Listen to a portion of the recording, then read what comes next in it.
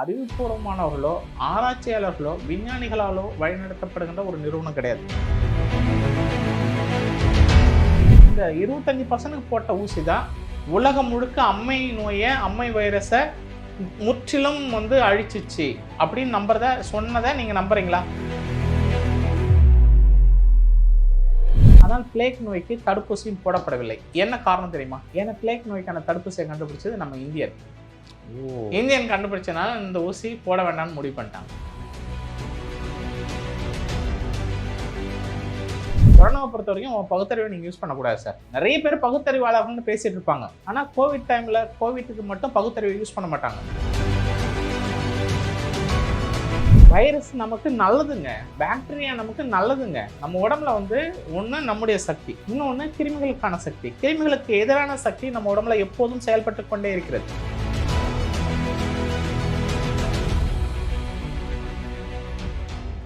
நிகழ்நேயர்களுக்கு வணக்கம். கொரோனா பரவிய நேரத்தில், அதற்காக தடுப்பூசி என்று சொல்லப்பட்ட நேரத்தில், முதல் நாளிலிருந்தே இந்த தடுப்பூசிகளுக்கு எதிரான பல கேள்விகளை முன்வைத்தவர் திருத்தணிகாசலம். அவரை தான் இப்போ நம்ம சந்திக்க போகிறோம். ஐயா வணக்கம். வணக்கங்க. இதில் இவ்வளவு ஒரு எப்படி சொல்றது, அதை ஒரு வெறித்தனமான போக்கத்தான் தெரியுது. இது ஏன் அந்த மாதிரி நினைக்கிறீங்க? இந்த புரோட்டோகால்ங்கிறது வேற ஒன்றும் கிடையாது. இது பொறுத்த வரைக்கும் உலகத்தின் ஒரு 4 பேர் சேர்ந்து அதை முடிவு பண்ணுறோம். இந்த புரோட்டோகாலை முடிவு பண்ணது அரசாங்கங்கள் கிடையாது. மக்களால் தேர்ந்தெடுக்கப்பட்ட குடியரசினுடைய தலைவர் அவங்க இந்த புரோட்டோகாலில் பிளான் பண்ணுறது இல்லை. அப்போது உலக நாடுகளுடைய சுகாதாரத்துறை எல்லாம் ஒன்றா சேர்ந்து புரோட்டோகாலை முடிவு பண்ணுறாங்களான்னா அதுவும் கிடையாது. அப்போ உலக சுகாதார நிறுவனம் என்ற ஒரு தனியார் நிறுவனம். ஏன் தனியார் நிறுவனம்? நீங்கள் ஷாக்கிங் ஆகிடக்கூடாது. இது மருந்து கம்பெனிகள் ஸ்பான்சர் பண்ணி நடத்தக்கூடிய ஒரு நிறுவனம். உலக சுகாதார நிறுவனத்துக்கு யார் ஸ்பான்சர் பண்ணுறா? மருந்து தயாரிக்கிற கம்பெனிகள் தான் ஸ்பான்சர் பண்ணாங்க. அப்போ அந்த நிறுவனம் நம்ம எப்படி அழைக்கணும்? தனியார் நிறுவனம்னே அழைக்கலாம். தனியார் நிறுவனங்களுக்காக உருவாக்கப்பட்ட உலக சுகாதார நிறுவனம். இந்த உலக சுகாதார நிறுவனத்தில் ஏதாவது எலெக்ஷன் ஏதாவது நடத்துகிறாங்களா? ஓட்டு யாராவது போடுறாங்களா? அதெல்லாம் ஒன்றும் கிடையாது. தனியார் நிறுவனங்கள் சேர்ந்து நடத்தக்கூடிய ஒரு அமைப்பு தான் உலக சுகாதார நிறுவனங்கள். அப்போ அந்த தனியார் நிறுவனம் தான் உலகத்தையே கட்டுப்படுது. அப்படியான ஒரு தனியார் நிறுவனம் உலகத்தையே கட்டுப்படுத்துது. நீங்கள் அந்த தனியார் நிறுவனம் எவ்வளோ கோமாளித்தனமான நிறுவனம் அப்படின்றத நீங்கள் தெரிஞ்சுக்கணுன்னா, 2020 2019 டிசம்பர்லேருந்து கொரோனா சார்ந்து அவர்கள் வெளியிட்ட அறிக்கை இருக்கு இல்லையா, அந்த அறிக்கைகளை மட்டும் ஒருத்தர் யாராவது உட்காந்து ஒரு புத்தகமாக பைண்டிங் ஒரு புத்தகத்தை உருவாக்குனீங்கன்னு வச்சுங்களேன், பக்கத்துலேருந்து கடைசி பக்கம் போகிறதுக்குள்ள ஒன்று பைத்தியமாயிடணும். ஏன்னா இப்படி சொல்கிறான், அப்படி சொல்கிறான், இப்படி சொல்கிறேன் 6 மீட்டருக்கு அப்பால் அந்த வைரஸ் வரும்ன்றான், 5 கிராம் ஞாயிற்றுக்கிழமை அன்னைக்கு அந்த வைரஸ் வராது, நீ தெருவில் நடக்கலான்றான், இரவில் நடக்காதீங்கன்றான், பகலில் நடங்கன்றான், காலைல 2 மணிக்கு நீங்கள் போட்டுக்கலான்றான், சோஷியல் டிஸ்டன்ஸ்ன்றான், மூஞ்சில் துணியை போட்டிங்கன்னா வைரஸ் வராதுன்றான், டெட்டால் போட்டு தடவிங்கன்னா வைரஸ் வராதுன்றான், சோப் போட்டு கழுவினா வைரஸ் வராதுன்றான். இப்படி ஏற்பட்ட கோமாளித்தனங்கள். அப்போ நீங்கள் உலக சுகாதாரத்துறையை நீங்கள் அசஸ் பண்ணணுன்னா வேறு ஒன்றுமே பண்ண வேண்டாங்க. ரொம்ப சிம்பிள் டெக்னாலஜி நான் சொல்கிறேன். 2019 கொரோனா வந்த காலத்துலேருந்து நேற்று வரைக்கும் இருக்கக்கூடிய கொரோனா சார்ந்த உலக சுகாதார நிறுவனத்தினுடைய அத்தனை கோப்புகளையும் நீங்கள் ஒன்றாக்கி படிச்சிங்கன்னா போதும். எதிரில் இவன் தான் உலக சுகாதார நிறுவனம், இந்த ராஸ்கல் தான் அப்படின்னீங்கன்னா உயிரே போனாலும் பரவாயில்ல, அட்டி பின்னி எடுத்துருண்டா பைத்தியக்காரா. என்னடா நினைச்சிட்டேன் நீங்க? உலகத்தையே பைத்தியக்காரன் மாத்தி பேசிருக்கு அறிக்கைகள். அதாவது அறிவுபூர்வமா ஏதோ பேசுனா நம்ம கேள்வி கேட்க போறது இல்லை. அறிவுபூர்வமா பேசுனா உங்களுக்கு கூட ஞாபகம் இருக்கும்னு நினைக்கிறேன். 2020 உலக சுகாதார நிறுவனம் முதல் நாள் ஒரு அறிக்கை விடும், மறுநாள் நான் ஒரு அறிக்கை விடுவேன். அறிக்கை விட நேர் ஆப்போசிட்ல என்னுடைய அறிக்கை இருக்கும். 3ஆவது நாள் உலக சுகாதார நிறுவனம் என்னுடைய அறிக்கை காப்பி பண்ணி திரும்ப பேஸ்ட் பண்ணி திரும்ப ஒரு அறிக்கை விடும். பாத்திருக்கீங்களா? வந்திருக்கு அந்த மாதிரி. அதை நீங்களும் ஆதாரத்தோட முகநூல்ல பதிவு பண்ணிருக்கேன். முந்தா நாள் இப்படி சொன்னாங்க, நான் அறிக்கை விட்டதுக்கு அப்புறம் இந்த மாதிரி வந்திருக்குது அப்படின்னு சொல்லி வந்திருக்கு. அப்ப உலக சுகாதார நிறுவனம் ரொம்ப டார்ச்சர் ஆயிடுச்சு அவனுக்கு. ஏன்னா உலகத்துல ஏதோ ஒரு மூலையில இருந்துட்டு, ஏதோ ஒரு இந்தியான்னு ஒரு நாடு, அந்த நாட்டுல தமிழ்நாடுன்னு ஒரு இடம், அங்க சென்னைன்னு ஒரு இடத்துல ஒரு மனுஷன் உட்காந்துக்கிட்டு நம்ம இவ்வளோ பெரிய உலகத்தையே பயமுறுத்திட்டு கலகலக்க வச்சுட்டு இருக்கிறோம். ஊத்தாள் நின்றுட்டு என் உடம்புல செலுத்துறா, நீ கை கொடுத்து நான் கை கொடுக்குறேன், முகக்கவசம் அணியறதில்ல, கை கழுவுறதில்ல, அப்படின்னு இவன் பாட்டுக்கு அள்ளி அப்புறம் நீங்க வந்து இந்த கொரோனாலேருந்து மீட்டெடுத்தவர்களை பற்றி நீங்க எழுதினப்போ கூட உங்களுடைய சிகிச்சை மூலமாக அவங்க தோள்ல கையை போட்டு பேசுறது, அவங்கள்ட்ட அந்த மாதிரி தான் அதுக்கான விஷயங்கள் கூட நீங்க எழுதியிருக்கீங்க. உலகத்தினுடைய வெவ்வேறு நாடுகள்ல வந்து லண்டன் ராயல் ஹாஸ்பிட்டல், அந்த ஹாஸ்பிட்டலுடைய ரெக்கார்ட்ஸை நான் எடுத்து போட்டேன். பேஷண்ட் ரெக்கார்ட்ஸ், என்னுடைய பேஷண்ட்டு குணமானவங்களுடைய ராயல் ஹாஸ்பிட்டலுடைய ரெக்கார்ட்ஸ். அதே மாதிரி போலந்து நாடு, சுவிட்சர்லாந்து நாடு, இப்போ வெவ்வேறான நாடுகள்லேருந்து குணமடைந்தவர்களுடைய இன்டர்வியூலாம் கூட நான் முகநூலில் போட்ட உடனே ஏன்னா நான் குணமாக்கிக்கிட்டு இருக்கேன். நான் குணமாக்கிட்டு இருக்கிறேன், பேஷண்ட்டோட நெருங்கி பழகிட்டு இருக்கிறேன், பேஷண்ட்டோட எட்ட தூரம் நின்று வைத்தியம் பண்ணது. நான் பக்கத்தில் கை நாடி பிடிச்சி வைத்தியம் பண்ணிட்டு இருந்தேன். அந்த கொரோனா காலத்தில் கை நாடி பார்த்து வைத்தியம் பண்ண ஒரே ஆள் நம்ம தான். அதே மாதிரி முகக்கவசம் அணியாத இருந்த ஒரே ஆள் நம்ம தான். பேஷண்ட்டை பக்கத்தில் உட்கார வச்சு வைத்தியம் பண்ண ஆள் நம்ம தான். நம்ம வந்து சோஷியல் டிஸ்டன்ஸ்னு ஒன்று தப்புன்னு சொன்னோம். சோஷியல் டிஸ்டன்ஸுங்கிறதே தவறு, தேவையில்லாது அப்படின்னு சொன்னோம். அப்போ உலக சுகாதார நிறுவனம் அறிவுபூர்வமானவர்களோ ஆராய்ச்சியாளர்களோ விஞ்ஞானிகளாலோ வழிநடத்தப்படுகின்ற ஒரு நிறுவனம் கிடையாது. தயவுசெய்து அதை நினச்சிங்க. ரொம்ப பிரச்சனை இந்தியாவிலேருந்து வந்த உடனே இந்தியாவிலேருந்து ஒரு அம்மாவை தூக்கி அங்கே தூக்கி போட்டாங்க. நீங்கள் தாங்க ஹெட்டு, உலக சுகாதார நிறுவனத்தினுடைய விஞ்ஞானிகளுக்கெல்லாம் நீங்கள் தான் தலைவர் அப்படின்னு சொல்லிட்டு ஒரு அம்மாவை தூக்கி அங்கே தூக்கி போட்டாங்க. அந்த அம்மா யாருன்னு பார்த்தீங்கன்னா, ஒரு காலத்தில் இந்தியாவில் வந்து இருக்கிற எல்லா கெமிக்கலையும் கொண்டாந்து நம்முடைய நிலங்களை எல்லாம் மலடாக்கின ஒரு மனுஷன் இருந்தார். பெரிய மனுஷன் ஒருத்தர் இருந்தார். பூச்சி மருந்து எல்லா பூச்சி மருந்துகள் உர கம்பெனிகள் எல்லாத்துக்கும் வந்து ஏஜென்ட்டாக இருந்து இந்தியாவையே ஒரு வழி பண்ண ஒரு மகா பெரியவர் அவர். MS சுவாமிநாதன் அந்த மாதிரியான ஒரு சரி பரவாயில்ல, கிராஃப் நல்லா இருக்குன்னு சொல்லிட்டு அவங்களுடைய மகளை தூக்கி உலக சுகாதாரம் பேட்டர் முடிஞ்ச உடனே தூக்கி அனுப்பிச்சு விட்டாங்க, சென்னைக்கு அனுப்பிச்சு விட்டாங்க. ஆனால் இப்போ நீங்கள் அப்போலேருந்து சொன்னப்போ உங்கள் கருத்தை மாறுபட்டு பேசுனவங்க பல பேர் உண்டு, வழக்குகள்லாம் கூட சந்திச்சிங்க. இந்த மாதிரியான ஒரு சூழலில் இன்றைக்கி சம்மந்தப்பட்ட நிறுவனமே ஆமாம் இப்போ கோவிஷீல்டு எங்களுடைய இந்த தடுப்பூசியின் மூலமாக பக்க விளைவுகள் ஏற்படுது, நாங்கள் அதை திரும்ப பெறுறோம், திரும்ப பண்ண சொல்லுது, அந்த அறிவிப்பை படித்தோன்னே நீங்கள் என்ன நினச்சிங்க? இது எனக்கு முன்னாடி தெரியும், இது எனக்கு முன்னாடி தெரிந்தது தான். இது ஒன்றும் பெரிய ஷாக்கிங் நியூஸ்லாம் இல்லை. லண்டனில் நீதிமன்றத்தில் வழக்கு இருக்கின்ற போது வேறு வழி இல்லாமல் நாங்கள் உண்மையை ஒத்துக்கொள்ள வேண்டியதாகிடுச்சு. நம்பர் 1. நம்பர் 2, இன்னும் ஒரு ஷாக்கிங் நியூஸ் நான் சொல்கிறேன். அந்த நிறுவனம் வந்து அவங்களுடைய முக்கியமான தலைவர்களோடு பேசுகிறாங்க. பேசும்போது சொல்கிறாங்க, இந்த ஊசினால் நம்ம நிறுவனத்துக்கு பெரிய லாபம் கிடையாது, பெரிய லாபம் அடைஞ்சிட்டதா நீங்கள் யாரும் நினச்சிக்க வேண்டாம். ஊசினால் நம்ம பெரிய லாபம், ஊசியை நம்ம ஸ்டாப் பண்ண போகிறோம், ஆனால் இந்த ஊசிக்கு பிறகு நமக்கு ஒரு மிகப்பெரிய எதிர்காலம் இருக்குது. ஊசிக்கு பிறகு நமக்கு மிகப்பெரிய எதிர்காலம் இருக்குது. அந்த ஃபியூச்சர் பிஸ்னஸுக்கு இப்போ நீங்கள் எல்லாரும் உழைக்கணும். ஏன்னா கேன்சர் மாதிரியான வியாதிகள் இப்போ வரப்போகுது. குறிப்பாக ஆண்களுக்கு ப்ராஸ்டேட் கேன்சர் நிறைய வரப்போகுது, லிவர் கேன்சர் வரப்போகுது. அதற்கு நம்ம வந்து புதுசாக ஒரு மருந்தை நம்ம டெக்னாலஜி வச்சுருக்கிறோம். அந்த டெக்னாலஜி படி ஒரு குறிப்பிட்ட பணம் இருக்கிறவங்க மட்டும் உயிர் வாழக்கூடிய அளவுக்கு நம்ம கொண்டு வந்துடுவோம். ரொம்ப அதிர்ச்சிகரமாக இருக்குது நீங்கள். ஆமாம், அது வந்து பல மடங்கு அதிகரிக்க போகுது. அப்போ அதை வந்து நம்முடைய மருந்து ப்ராடக்ட் வந்து நம்ம ஃபுல்ஃபில் பண்ணிடுவோம். ஃபியூச்சர் நமக்கு எதிர்காலம் பிரகாசமாக இருக்கிறது. இப்போ விதை மட்டும் விதைச்சிருக்கிறோம், உலகம் முழுக்க விதைச்சிருக்கிறோம். இந்த விதை வந்து அறுவடைக்கு வருகின்ற போது நம்முடைய நிறுவனம் மிக பெரும் அளவில் வளர்ந்திருக்கும். இது வந்து அந்த நிறுவனத்தினுடைய ரகசிய கூட்டத்தில் பேசப்பட்ட ஒரு பேச்சு.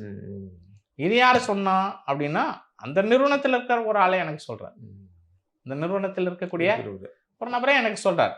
ஏன்னா என்னை வந்து கிட்டத்தட்ட 4 வருஷமா வாட்ச் பண்ணிட்டு இருக்காங்க. நம்ம சொல்றதுக்கு முன்னாடி 3 மாசத்துக்கு முன்னாடி இவர் சொல்லி வச்சுட்டு போயிறாரு எல்லாமே. எல்லா சீக்ரெட்டும் இவருக்கு எப்படி தெரிந்தது? இந்த நோய்க்கு குறித்த எல்லா சீக்ரெட்டும், நரம்புகளை பாதிக்கணும் இவர் தான் முன்னாடி சொல்றாரு, வாதத்தை ஏற்படுத்தும் இவர் தான் சொல்றாரு, மூளையை பாதிக்கணும் இவர் தான் சொல்றாரு, கல்லீரலை பாதிக்கும் இவர் தான் சொல்றாரு. நம்ம நுரையீரல் மட்டும்தான் பேசிட்டு இருந்தோம். மற்ற டிசீஸ் வரைக்கும் டீப்பா போயிட்டு இவர் பேசுற மாதிரி செய்யறாரு அப்படின்னா அவர்கள் சில தொடர்பு. இப்போ வந்து கொரோனாவுடைய பாதிப்பு மறுபடியும் வர்றதுக்கு வாய்ப்பு இருக்கா இல்லையா? என்ன வேணாலும் வரலாம், என்ன வேணாலும் வரலாம். ஏன்னா இது வந்து ட்ரையல் முடிஞ்சிச்சு. உலகத்தில் ஒரு காலத்தில் வந்து சண்டை போட்டுட்டு இருந்தாங்க. யாரோ 2 நாடு சண்டை போடும். அந்த சண்டை போடுற நாடுகளுக்கு வெப்பன்ஸ் கொடுத்து அந்த வெப்பன்ஸை வந்து பயன்படுத்தி அதன் மூலமா அதனுடைய லாபம் பார்த்துட்டு இருந்த நாடுகள். இப்போ போர் இல்லாத உலகம் இப்போ வந்துச்சு ஏறக்குறைய. அப்போ என்ன பண்ணுறது? பயோ வெப்பன் அப்படிங்கிற போது மேன் பவரை வந்து காலி பண்ணுறது, இல்லைன்னா இயலாமல் நிறைய வந்து மருந்துக்கு செலவு பழிக்கக்கூடிய ஒரு சூழலை உருவாக்க வேண்டியது.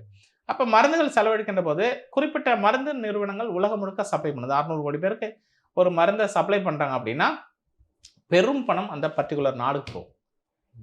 அது எந்த நாடுலாம் நீங்களே உங்களுடைய யூகத்துக்கே நான் விட்டுறேன். கோவிஷீல்டு அறிவிச்சிருக்கு இது மாதிரி. இப்போ எல்லோருக்கும் தெரிஞ்ச விஷயம் கோவிஷீல்டு, கோவேக்சின். இப்போ கோவேக்சின் வந்து எதுவுமே வாய் திறந்ததா தெரியலையே அவங்க இந்த நிறுவனத்தின் சார்பில். அதாவதுங்க இது எல்லாமே ஒரே இடத்துலேருந்து வந்த சீரம் தான். ஒரே இடத்துலேருந்து வந்த சீரம் தான். இது எல்லாமே லண்டன்லேருந்து வந்த சீரம் தான். அந்த சீரம் இங்கே மல்டிபிள் ஜெராக்ஸ் போடுற மாதிரி தான். எக்ஸ்ட்ரா காப்பி ஒரு 1000 காப்பி 5000 காப்பி போடுற வேலை தான். சீரம்னா மூலப்பொருள். அதனால வந்து அவன் ஒத்துக்கிட்டான். லண்டன்ல இருந்ததுனால ஒத்துக்கிட்டான். இங்கே லோக்கல் ப்ராடக்ட் மேட் இன் இந்தியான்னு லேபிள் ஓட்டினதுனால இவன் ஒத்துக்க மாட்டான். மற்றபடி இந்த தடுப்பூசி தேவையற்றது அப்படிங்கிறது தான் உங்களுடைய கருத்து. ஆரம்பம் டே ஒன்லேருந்து அதுதான். மொத்த தடுப்பூசியும் தேவையில்லாது. மொத்த தடுப்பூசியும் தேவையில்லாது. எந்த நோய்க்கான தடுப்பூசியும் தேவையில்லாது. ஏன்னா இது எல்லாம் இயற்கையிலேயே உங்க உடம்புல இருக்கு. அதை முதல்ல நீங்க நம்புங்க. உங்க உடம்புல அது இருக்கு. கிட்டத்தட்ட நிறைய பேர் இப்போ கூட சொன்னாங்க, சார் அதெல்லாம் பத்தி பேசுறீங்க சார், அது இல்லைன்னா உலகத்துல மனுஷன்லாம் இல்லாம போயிருப்பான் சார் அப்படின்லாம் நான் தழுதழுக்கெல்லாம் பேசுறாங்க சில டாக்டர்கள். 1,00,000 ஆண்டுகளுடைய மனிதகுல வரலாற்றை படிங்க. நீங்க முதல்ல போயிட்டு ஆதாம் ஏவாளுக்கு பிறகு இந்த மனிதகுலம் எப்படி வளர்ந்து வந்திருக்கு. இப்ப இடைப்பட்ட காலத்துல வைரஸே இல்லாம இருந்திருக்குமா, பாக்டீரியாவே இல்லாம இருந்திருக்குமா, ஃபங்கஸே இல்லாம இருந்திருக்குமா? ஆனா ஒரு காலகட்டத்தில் அம்மை நோயால கொத்தா மக்கள் இறந்தது வரலாறு. அதுக்கப்புறம் இந்த அம்மை தடுப்பூசியினால அந்த மரணங்கள் குறைஞ்சது இல்லையா? இதுவும் கட்டுக்கதைகள். இதுவும் ஒரு வதந்தி. ஒரு வதந்தி. உங்களுக்கு தெரியும். நான் ஒரே சிம்பிளா சொல்றேன், அதை பத்தி சொல்றேன். நீங்க ஸ்கூல்ல படிக்கும்போது அம்மா ஊசி உங்களுக்கு போட்டிருப்பாங்க. வெள்ளை வேன் வீட்டில் நிற்கும், ஸ்கூலுக்கு முன்னாடி நிற்கும். நின்ன உடனே பசங்க என்ன பண்ணுவாங்க? பயந்து ஓடிடுவாங்க. ஆமா, போஷாக்கா இருக்கிற பையன், சுவரேறி குதிக்கக்கூடிய பையன், வாத்தியார்ட்ட அடி வாங்குறதுக்கு ரெடியா இருக்கிற பையன், அத்தனை பேரும் ஓடிடுவான். ஒரு 300 பேர் படிக்கிற பசங்கள்ல ஒரு 500 பேர் படிக்கக்கூடிய ஒரு பள்ளிக்கூடத்தில் ஊசி போறதுக்கு வரிசையில் நிற்கிற பசங்களுடைய எண்ணிக்கை எவ்வளவா இருக்கும்?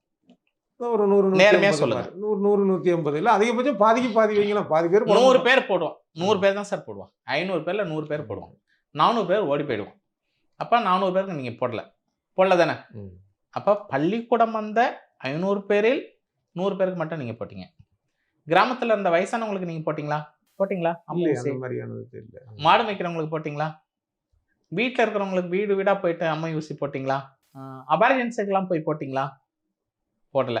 சில மதம் சார்ந்த நாடுகள்ல நீங்க போய் போட்டீங்களா? நான் இப்போ 53 வயசு. என்னுடைய உடம்புல 4 ஊசி குத்தன தடயங்கள் இருக்கு. என் வயதுத்த ஒரு அமெரிக்கனோ ஒரு ஐரோப்பியனோ நீங்க போயிட்டு கையில பாத்தீங்கன்னா அந்த ஊசி தழும்புகள் அவனுக்கும் இருக்கணும் தானே? அவனுக்கு இருக்குன்னு நீங்க நம்புறீங்களா? அவன் போட்டுக்கொள்ளவில்லை. அப்போ ஏறக்குறைய 75% மக்கள் போடல. 75% மக்கள் போடல. அப்ப 25% தான் போட்டீங்க. அப்ப 25%க்கு போட்டுட்டு 75% பேருக்கு போடாம விட்டுட்டு இந்த 25%க்கு போட்ட ஊசி தான் உலகம் முழுக்க அம்மை நோயை, அம்மை வைரஸை முற்றிலும் அழிச்சிச்சு அப்படின்னு சொன்னதை நீங்க நம்புறீங்களா? உலக பந்தை அப்படியே டெட்டால் போட்டு கழுவுனீங்களா? வேக்சின் போட்டு கழுவுனீங்களா? விஷம் போட்டு எல்லா வைரஸும் அப்படியே ஒவ்வொரு வைரஸா போய் ஷூட் பண்ணி கன் வச்சு ஷூட் பண்ணீங்களா? அந்த வைரஸ் மனுஷனை தவிர விலங்குகளுக்கெல்லாம் போகவே இல்லையா? குரங்குக்கு போகாதா? ஒவ்வொரு மனுஷனையும் பார்த்து செக் பண்ணீங்களா? இவ்வளவு கேள்விகள் இருக்கு இல்ல. இந்த கேள்விகள் யாராவது பதில் சொல்லட்டும். சரிங்க சார், நான் ஒத்துக்கிறேன் சார். நீங்க ஏன்னா சொன்னாதான் நாளைக்கு சோறு கிடைக்கும்னு சொல்றீங்க, அதனால நான் ஒத்துக்கிறேன். இல்லைன்னா எதிர்த்து பேசுறாருன்னு நீங்க வேற சொல்லிவிடுங்க. சரி, ஓகே. பிளேக்னு ஒரு நோய் இருந்தது தெரியுமா? ஆமா, சொல்லுவாங்க. பிளேக்ல கொத்த மனிதர்கள் செத்தாங்க. வரலாற்றில் பதிவு பண்ணிட்டு இருக்காங்க. அந்த பிளேக் நோயில இன்னைக்கு ஒரு ஆள் கூட சாகல. ஆனால் பிளேக் நோய்க்கு தடுப்பூசியும் போடப்படவில்லை. என்ன காரணம் தெரியுமா? ஏன்னா பிளேக் நோய்க்கான தடுப்பூசியை கண்டுபிடிச்சது நம்ம இந்தியன் கண்டுபிடிச்சனால இந்த ஊசி போட வேண்டாம்னு முடிவு பண்ணிட்டாங்க. நீங்க போடுகின்ற எல்லா ஊசியும் ஆப்பிரிக்கன் இல்லைன்னா அமெரிக்கன் கண்டுபிடிச்ச ஊசி. இதுல ஒரு அரசியல் இருக்கு. தடுப்பூசிக்கு உள்ளால ஒரு அரசியல் இருக்கு. நான் சொல்றது விளங்குதா உங்களுக்கு? அப்போ நீங்க அம்மை ஊசி போட்டுதான் நான் உலகத்துல அம்மை நோயை ஒழிச்சேன் அப்படின்னு நீங்க சொல்றது உண்மையா இருக்க பட்சத்துல பிளேக் நோய்க்கு தடுப்பூசியே போடாமல் பிளேக் நோய் எப்படி ஒழிந்தது? இன்னைக்கு கோவிட் உலகத்தில் இருக்கிறதா இல்லையா? இருக்கா இல்லையா? அதான் முக்கியமான கேள்வி. இருக்கும். இது முன்னாடி இருக்கும். அது பாதிப்பு பலகீனம் எப்போ நடக்குதோ அப்ப அது பல்கி பெருகும். ஓகே, அப்ப இருக்கு அப்படின்னா இன்னைக்கு சோசியல் டிஸ்டன்ஸ் மெயின்டைன் பண்றீங்களா? இல்லையே கையை கழுவிட்டு இருக்கிறீங்களா? ஒரு எதுவுமே இல்லை. பக்கத்துல இருக்க பையன்ட்ட சர்டிஃபிகேட் கேட்குறீங்களா? ஏன்பா நேற்று யார் பிசிஆர் டெஸ்ட் பண்ணியப்பா, பஸ்ஸில் உட்காரும்போது நீ உட்காருதுன்னா பிசிஆர் டெஸ்ட் காட்டு அப்படி சொல்கிறீங்களா? இல்லையே. ஏர்போர்ட்டில் கேட்குறீங்களா? அன்னைக்கு ஃப்ளைட்டில் பக்கத்தில் உட்காந்துன்னா என்ன ஆகும்? கோவிட் பேஷண்ட்டு இது அந்த கோவிட் நேரத்தில் நடந்த பல காமெடிகள்ல ஒண்ணு, அந்த டிக்கெட் எடுக்கிறப்ப ஃப்ளைட் எடுக்கிறப்ப 10 அடிக்கு ஒருத்தர் நிற்பான். ஃப்ளைட்ல இருக்கிற போட்டோ பக்கம் உட்காந்துருப்பான். உட்காந்துப்பா. அது என்ன அப்படின்னு அது அப்பயே ஒரு பெரிய ஒரு மீம்ஸ் மாதிரிலாம் வந்து இது இருந்தது. அறிவுபூர்வமா எவனும் பதில் சொல்ல மாட்டான் சார். அறிவுபூர்வமா நீங்க பதில் சொல்ல, நீங்க எல்லாம் யோசிக்க கூடாது. அவன் சொல்றத அப்படியே மனப்பாடம் பண்ணிக்கணும். நீங்க ஏன் எப்படி எதிர்த்து சில நீங்க கேள்வி கேட்டுறக்கூடாது. உன் பகுத்தறிவை, கொரோனாவை பொறுத்த வரைக்கும் உன் பகுத்தறிவை நீங்க யூஸ் பண்ணக்கூடாது சார். நிறைய பேர் பகுத்தறிவாளர்கள்னு பேசிட்டு இருப்பாங்க. ஆனா கோவிட் டைம்ல கோவிட்டுக்கு மட்டும் பகுத்தறிவை யூஸ் பண்ண மாட்டாங்க. இது 4 வேதங்களில் சொல்வதை எப்படி மனப்பாடம் பண்ணிட்டு நமக்கு சொல்றாங்களோ, புராணங்களில் சொல்றதை எப்படி பண்டிதர்கள் நமக்கு மனப்பாடம் பண்ணி சொல்றாங்களோ, அதே மாதிரி பகுத்தறிவாளர்கள் என்ற பெயர்ல நிறைய பகுத்தறிவாளர்கள் என்ன பண்ணாங்க, WHO சொல்றதை மனப்பாடம் பண்ணிட்டு எல்லாருக்கும் மக்களுக்கு சொல்றாங்க, இது அறிவியல், இதுதான் பகுத்தறிவு அப்படின்னாங்க. உனக்கு அறிவுன்னு ஒண்ணு இருக்குல்ல ஐயா. ஒவ்வொரு மனுஷனுக்கும் தனித்தனியாக தானே அறிவை படைச்சிருக்கிறான். எல்லாருக்கும் கனெக்ஷன் கொடுத்து வச்சிருக்கிறானா? 600 கோடி மக்களுக்கும் ஒரு லிங்க் கொடுத்து கனெக்ஷன் கொடுத்து வச்சிருக்கிறானா? சிந்திப்பதற்கான உங்களுக்கு மூளை கொடுத்துருக்குது. அந்த மூளை ஏன் சிந்திக்க மாட்டேங்கிறீங்க? நிச்சயமா. அதாவது நம்ம பல்வேறு சிந்தனைகளை உங்களுடைய அந்த ஒரு பேட்டி தூண்டி இருக்குது. பொதுவாக இதுனா அந்த ஒரு தடுப்பூசி அப்படின்னா என்ன, அதை எப்படி நம்ம அதுக்கான கேள்விகளை கேட்கலாம் சார். தடுப்பூசி சார், லட்சக்கணக்கான வைரஸ் நம்மளை சுத்தி இருக்கு, லட்சக்கணக்கான பாக்டீரியா நம்மளை சுத்தி இருக்கு. சுத்தி தான் இருக்கா? நம்ம உடம்புக்குள்ளால இருக்கு. வைரஸ் நமக்கு நல்லதுங்க, பாக்டீரியா நமக்கு நல்லதுங்க. நம்ம உடம்புல வந்து ஒன்று நம்முடைய சக்தி, இன்னொன்று கிருமிகளுக்கான சக்தி. கிருமிகளுக்கு எதிரான சக்தி நம்ம உடம்புல எப்போதும் செயல்பட்டு கொண்டே இருக்கிறது. எப்போதும் செயல்பட்டு கொண்டே இருக்கிறது. அந்த நம்மளுக்கான சக்தி குறையுதோ அப்போ அந்த பாதிப்பு வருது. பாதிப்பு வரதில்ல, கிருமி சக்தி இல்லைனாலும் நீங்க சத்து போயிடுவீங்க. உங்களை சுத்தி கிருமிகள் இருக்கணும். கிருமிகள் இருந்தால்தான் கிருமிகள் இருந்தால்தான் கிருமிகளோடு நீங்க போராடி கொண்டே இருப்பீர்கள். உங்களுடைய உயிர்த்துவம் இருந்து கொண்டே இருக்கும். கிருமிகள் இல்லை அப்படின்னா நீங்களும் செத்து போயிடுவீங்க. இப்ப புது ட்ரெண்ட் மாறி இருக்கு. நீங்க வந்து ஆன்டிபயோட்டிக் சாப்பிட்டு சாப்பிட்டு குடல்ல இருக்கக்கூடிய உங்களுடைய நுண்கிருமிகள் செத்து போச்சு சொல்றாங்களா? ஆமா. அதனால வந்து நோய் குணமாகறதுல பிரச்சனை இருக்கு சொல்றாங்களா? அப்ப நுண்கிருமி நமக்கு வேணுமா வேண்டாமா? அதுவும் தேவைப்படுதில்ல. வேணும், தேவை. அப்ப இந்த கிருமிகளோடு வாழ்வதற்கான எனர்ஜி நமக்கு இருக்கு. அந்த கிருமிகளை எதிர்த்து போராடுகின்ற ஆற்றல் நம்முடைய ஒவ்வொரு அணுவிலையும் இருக்கு. ஒவ்வொரு அணுவிலையும் இருக்கு. இந்த எதிர்ப்பு சக்தி நீங்க அஸ்ட்ராஜெனிக்கா வரும், அமெரிக்காவிலேருந்து ஃப்ளைட்டை பிடிச்சி வரும், லண்டன்லேருந்து வரும், லண்டன் கம்பெனிக்காரன் கொண்டாந்து நமக்கு உடம்புக்குள்ளால எதிர்ப்பு சக்தியை ஏற்றிக்கிட்டே இருப்பான். ஒவ்வொரு கிருமி வரும்போதும் ஊசியை நம்ம உடம்புக்குள்ளால குத்தணும் அப்படிங்கிறத விட பைத்தியக்காரத்தனம், பகுத்தறிவில்லாதத்தனம், மூட நம்பிக்கை உலகத்தில் வேற ஏதாவது இருக்கா? சரியான ஒரு கேள்வியோட இந்த பேட்டியை முடிச்சிருக்கிறீங்க. நன்றி, வணக்கம். இந்த கேள்விக்கான விடையை ஒவ்வொருவரும் தேட வேண்டும். நன்றி. நன்றி, வணக்கம்.